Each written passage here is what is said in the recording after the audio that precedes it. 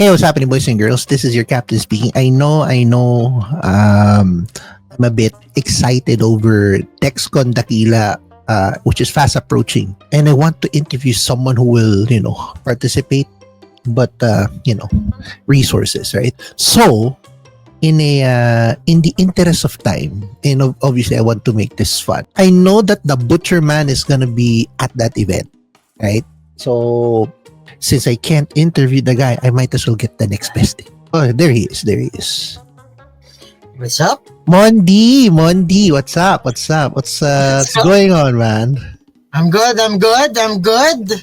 I know. I sent you a message already about this, plan of mine, and I know you're a bit hesitant because that's the thing, right? Dexcon DAKILA is fast approaching. I want to interview the Butcherman, but I can't. So Hey, I love the Butcher. Yeah, he's a very cool guy, right? So I might as well, get the next best thing.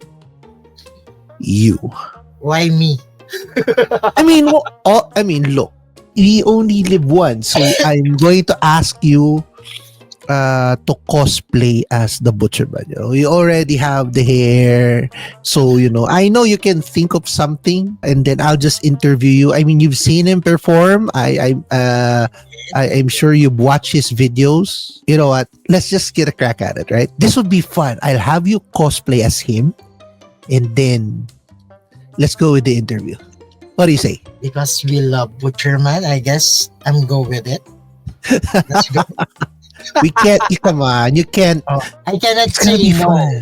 I cannot say no to the fact that I love also Butcherman. So let's do this. Let's do this. Come on.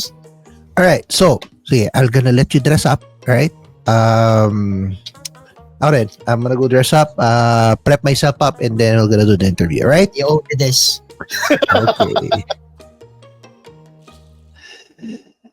Ako rin, magbibihis na rin ako. So, hintay lang natin yan. Wait. You're not, Raymond. What is the Butcherman doing in this room? Ladies and gentlemen, he is 5 feet 6 inches, weighing in at 110 kilos. From Singapore, ladies and gentlemen, it's the Butcherman. Welcome. And I'm actually surprised. Now I have to come up with, because this was supposed to be like trying to do a mock interview, trying to, getting my friend Raymond to imitate you, because I'm not expecting this to. Right. So, how are you? How are you so far? Yeah, so don't worry. Right now I'm Daniel. The Butcherman is safely guarded inside these glasses.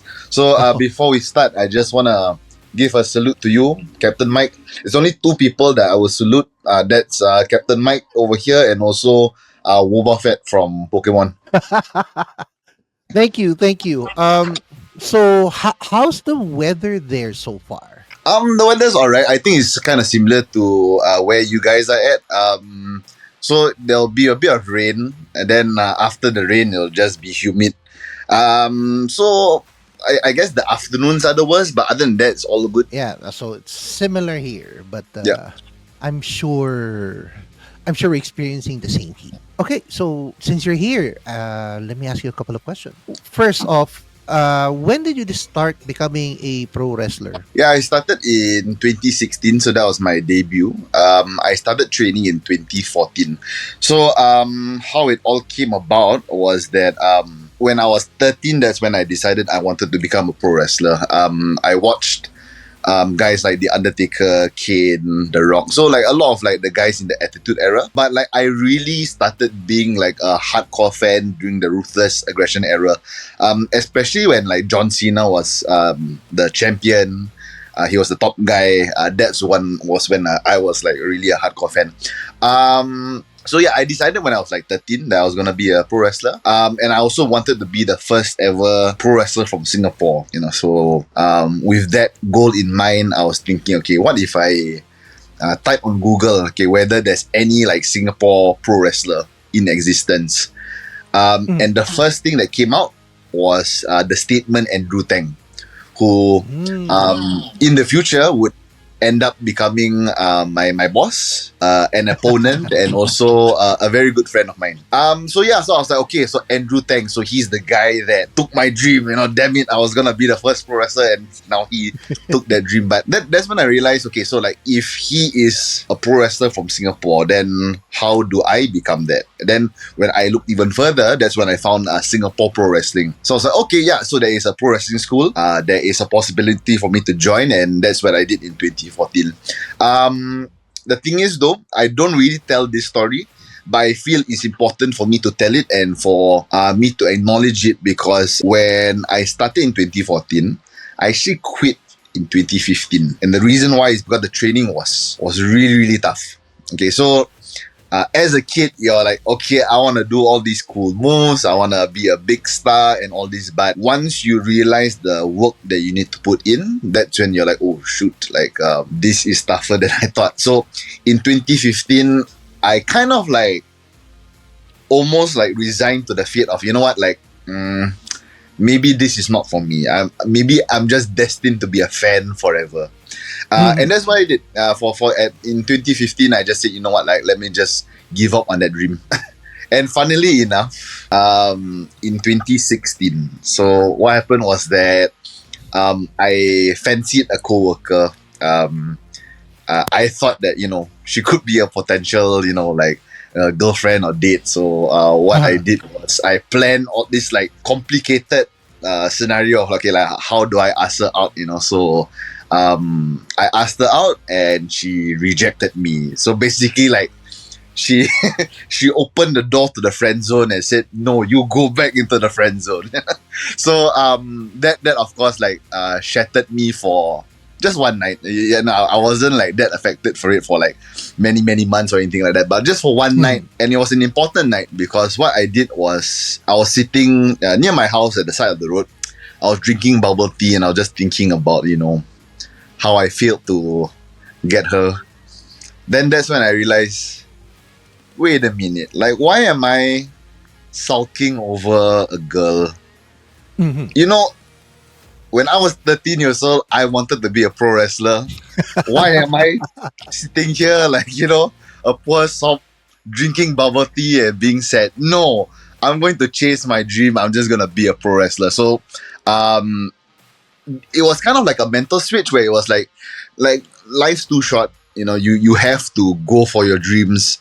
Or at least you have to try to go for your dreams. Because if you don't try, if you're not going to give 100%, if you're going to quit, whenever it gets hard, then what's really the point of all this, right? So I said to myself, like, no matter how hard it's gonna be, I'm gonna push myself and make sure that all of this happens. So in a way, that girl, I mean, like, maybe I didn't end things like bad with her. We're still good acquaintances, but I have to thank her in a way because of that situation when she rejected me, I became the SPW Singapore champion. I became the SPW Southeast Asia Tag Team champion, and I'm the current SPW Southeast Asia champion. And that's actually a good drive. It's very hard for people to find a drive from a sudden downfall, right? You changed, you made the 180 turn and decided, you know what, I don't need this negativity, I don't need those bad things in my life. I'm going to pursue my dream. And that's a very good inspiration for people who are trying to pursue their dreams, right? Yeah, for sure. But out of curiosity though, the Butcherman name, right? It strikes. It strikes a lot already. I mean, when I first found out it's the Butcherman, and then I saw you during the press con, my first press con. How did it start? Why? How or who or how the name Butcherman came from? Yeah, I would say that like the whole character creation is a bit different from the rest. I don't know. Maybe like other people have the same thought process, but for me, it's more of like I got the skeleton of the idea, and then from there I was like, okay, so how do I put in the, no pun intended, the meat into the skeleton? So the butcher idea and the butcher name, it all derived from my energy in the ring. So I'm thinking, okay, like when I was told I was going to make my debut and I was told to come up with a character, I was trying to think, okay, like, okay, what is my energy? Okay, I don't think I'm the type of guy that's very show-offy and, you know, like cocky. I didn't really feel that was my style. I'm not a high flyer. I'm not too much of a technical wizard, but what I am though is someone that is a bit more like tunnel vision in terms of like my opponent, that I'm just gonna go straight at my opponent. I'm gonna drive forward. Then I thought about it more, so brainstorm, okay, drive forward. I feel like I want to rip my opponent apart. So I'm just thinking of all these like keywords. Okay, rip apart. Okay, I don't think I want to call myself the Ripper. I want to shred my opponent apart. Okay, shred, meat. Okay, you know what? I feel like I want to like slaughter my opponent. And that was the keyword that came into my mind. It was slaughter. So I was like, okay, slaughter, butcher. Yeah, maybe I'll just go with butcher. So that's when the idea came about. And then that's when I was like, okay, how do I make this character stronger? What are the things that I like? What are the things that I can draw inspiration from? So it's like I can list like a whole bunch of inspirations, and it's gonna take a very long time if I go through all of them.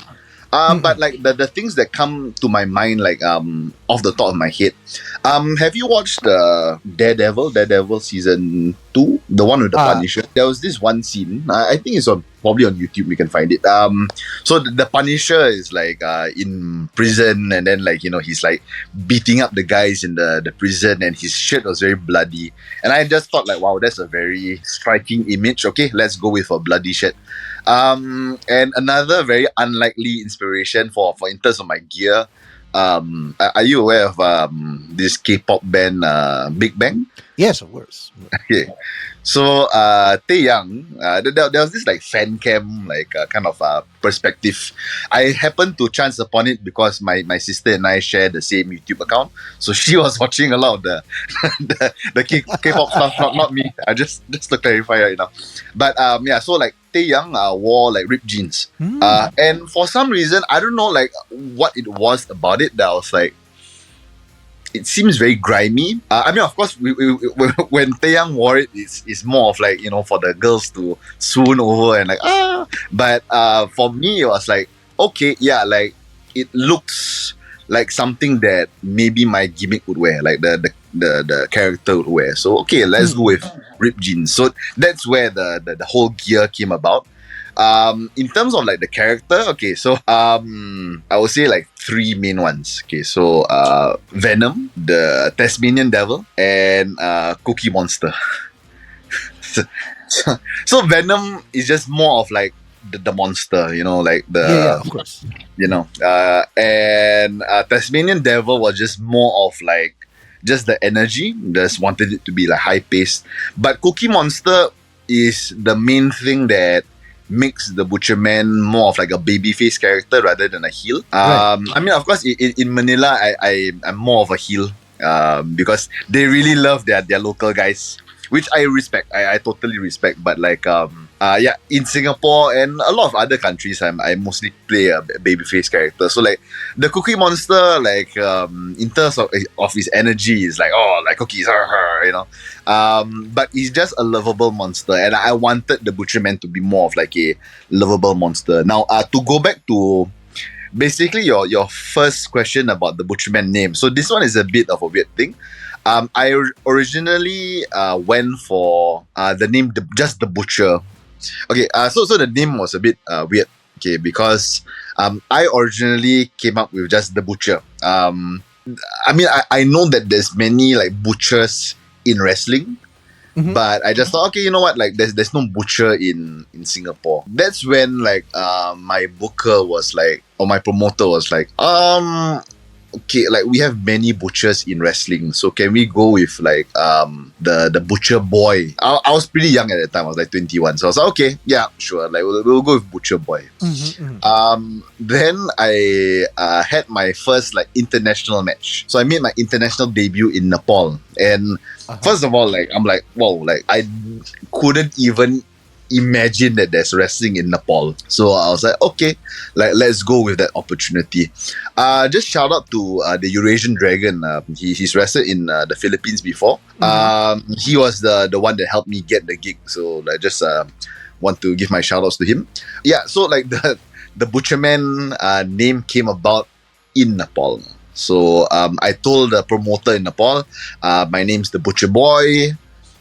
This is my character, this is my moveset and all this. So I just give all the information to her. When the poster came up on Instagram and Facebook, it was Butcherman, and I was like, wait, like I don't remember putting a man there. Like I'm pretty sure my name is Butcher Boy. But the thing is, like, when I thought about it, if you look at the whole of the wrestling world, Right. there is no Butcherman. I'm the only Butcherman. You know, there's no other. I mean, there's butchers. There's probably another Butcher Boy out there somewhere, but there's no Butcherman. So I thought that, okay, you know what? Like, just because of like the uniqueness of the name, I'm just gonna stick with that. That's sudden twists and turns to just building your name, right? It even we talked about this in a separate podcast episode. Even ourselves, we're having difficulty thinking of a name that would suit our personality. So Yeah, got you. that thought process of yours is probably one of the unique stuff out there, because for a name to evolve to become the Butcher Man, right? Yeah. It had a foundation, so which is a good thing. It now the listeners obviously of this interview will now realize, you know, hey, I also had that experience. I also had a hard time finding my name. At least they can now say, you know, if the Butcher Man had a problem, then I'm okay. I'm all right. Yeah, for sure. That name obviously led you to fighting back and forth several countries, including the Philippines.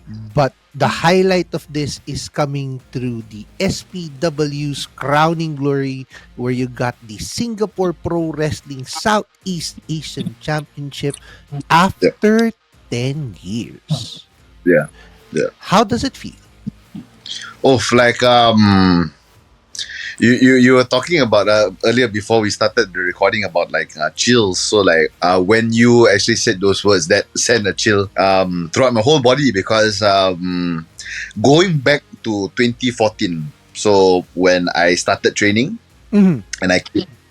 So like when I quit, like if let's say I just say, you know what, like no more wrestling, let's just stay as a fan, none of it would happen. I wouldn't have won any championships. And the fact that I am the first and the only Triple Crown SBW champion. So I've won the Singapore Southeast Asia Tag Team and also the current Southeast Asia champion. That's pretty big to me, because watching as a fan of Singapore Pro Wrestling and actually becoming a wrestler and also winning these championships, it means really a lot. Because, you know, sometimes when you have a dream or you have a goal, in fact, in a way, it's kind of easy to be like, well, maybe the dream is too big. So if it happens, it happens. If it doesn't happen, it's okay. But for these 10 years, I'm pretty confident in saying that I put in the work.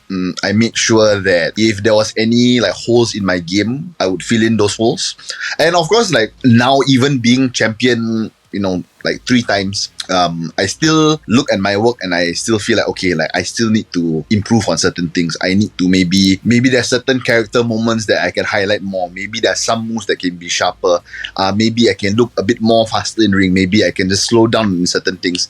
So when you put in the work, however, like whatever goal you want to achieve, you can achieve. And I'm pretty sure that a lot of people have heard many like motivational quotes about like, if you believe it, you can achieve it. But as corny as it sounds, it is really the truth. It's just that it needs to start at hard work. Because if you are afraid of the work, or if you're not willing to put in the work, then none of it will happen. But if you are confident that, okay, I have put in the work, I have this goal in mind, it will happen. It will happen. Okay. So I have a lot of other questions. Can you share your first experience with Philippine wrestlers? Yeah. So okay. I was gonna say 2019 when I wrestled, but actually my first experience was in 2018. So SPW held a show called the Triple Thrill series. It was the third installment of the series. So the first event was against Japan. So specifically, it was more of like the Dragon Gate wrestlers. Then the second installment was against the Russian wrestlers. So it was based off a promotion called IWF. Then on the third installment, it was against the world. So it was supposed to be like, a bigger one. And Pete Dunne was on the show. Mark Davis, Wolfgang was on the show. We also had Facade from America. But tying into my experience was the Horrors. Myself and Dr. Gore, we wrestled two very popular and very big names in the Philippines. And in fact, like, can't get any bigger. Is Robin Sane and Jake DeLeon. I'll just be honest, and I hope that Robin Sane and JDL doesn't take it too hard or too personally.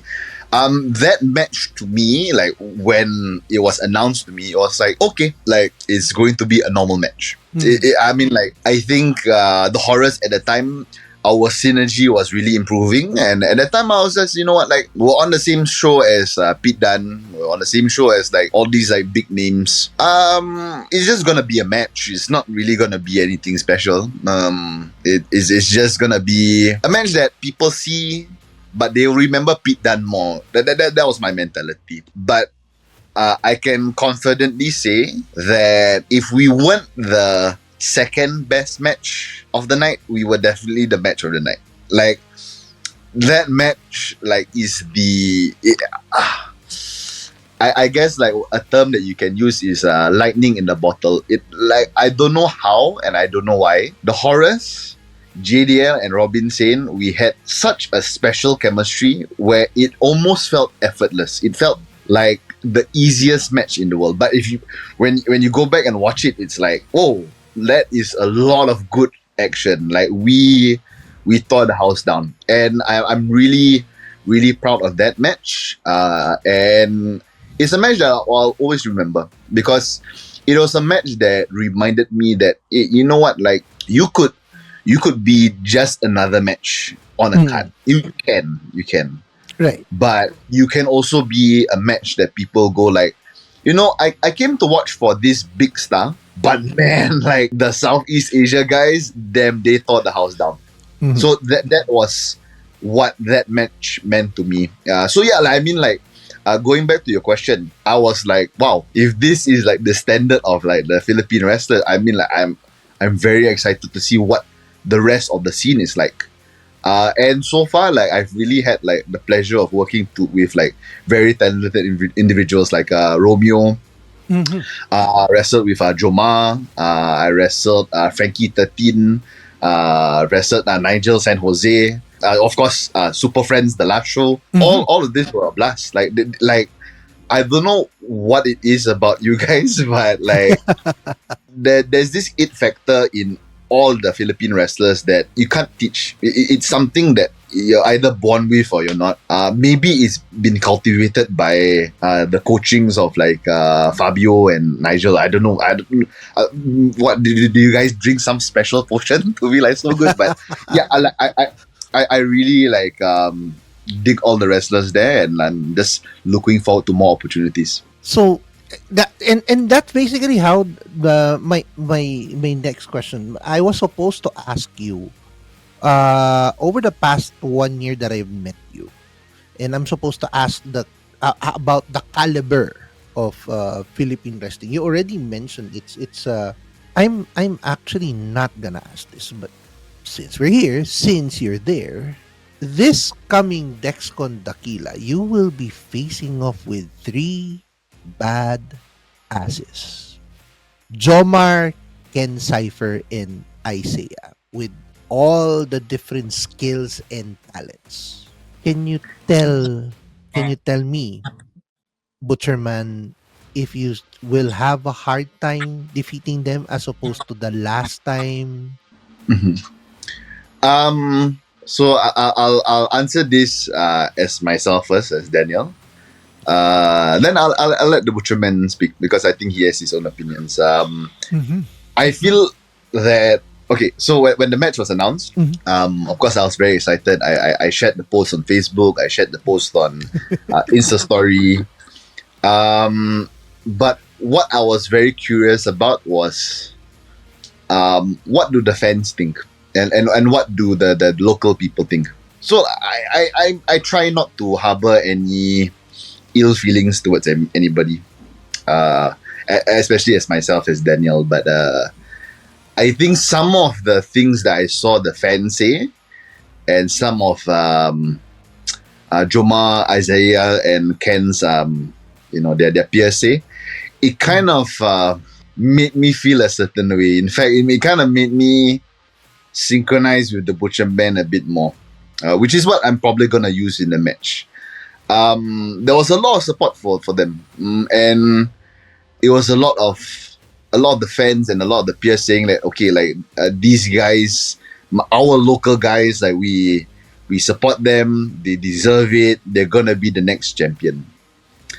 And the term "next champion" really rubbed me off the wrong way. I'm just gonna be honest. I'm not trying to sugarcoat anything. It rubbed me off the wrong way. Yeah, because this is a championship that I've worked 10 years for. And sure, like, I'm pretty sure that they, put in the work as well. But for people to just say, oh yeah, this is a championship that they deserve, this is a championship that's just gonna get, that is what drives me as a performer, and drives the Butcherman for his own bloodlust. Okay, like I've interacted with all three of them as people. They're very nice people.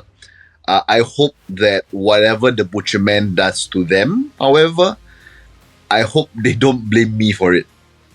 Because ideally, I just want to shake their hands. Ideally, I just want to say, you know what, great match. But it's just that the Butcherman might not feel the same way. The Butcherman, I think he just doesn't like the word deserve. He doesn't like the word like, oh, like this is a championship that they're going to win, as if it's some sort of like prize or trophy. So for the Butcherman, it's personal. It's personal. And if you don't mind, just for a bit, I'm gonna try and contain him as much as I can. But the Butcherman has a few words to say. Okay, so. Yeah,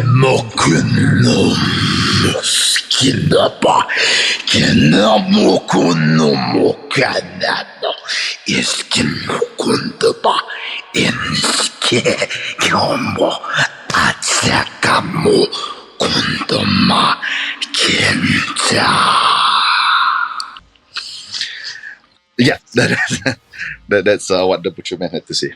And just when I needed water for your appearance, Butcherman, I think I would need one later. But thank you. I'm sure Ken, Jomar, and Isaiah got the message very, very clear, especially this upcoming match, this for the SPW Southeast Asian Championship. The thing is, it's one way of saying, okay, you come to the match and just watch me, but tell us what they'll be expecting from you after seeing you. But can you tell our viewers what they will be expecting from you this upcoming Dexcon Dakila? So this is the first time that they're gonna see me as the SPW Southeast Asia champion. But this is not the first time they're gonna see me as a champion, because I've defended the SPW Southeast Asia Tag Team Championships with Dr. Gore.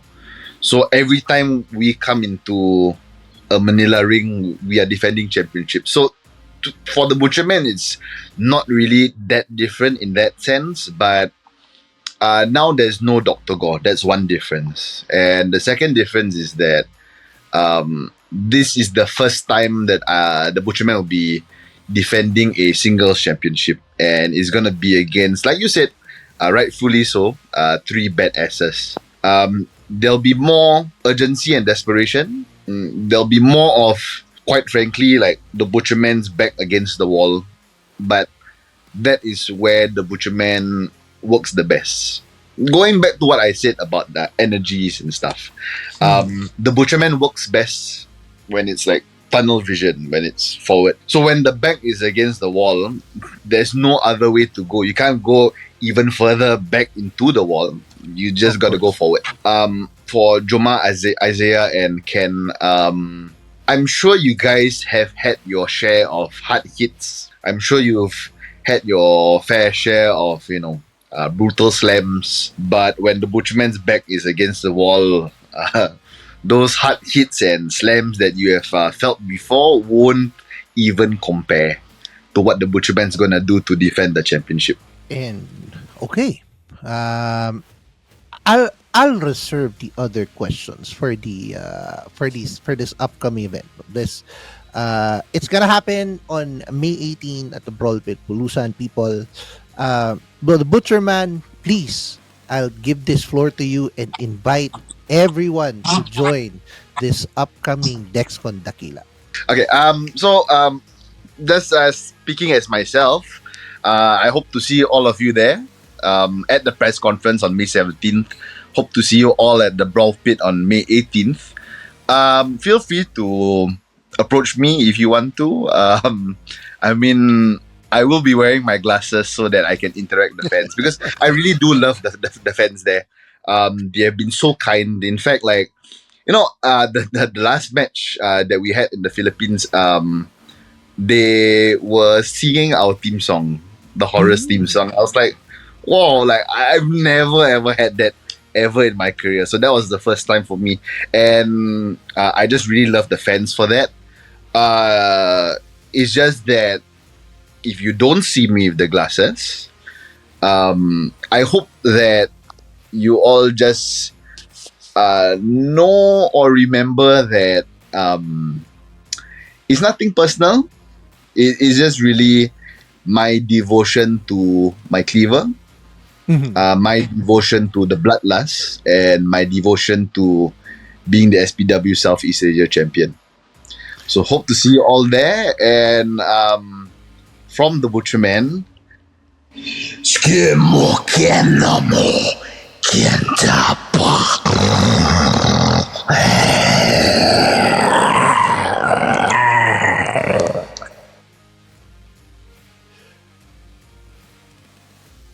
Wow.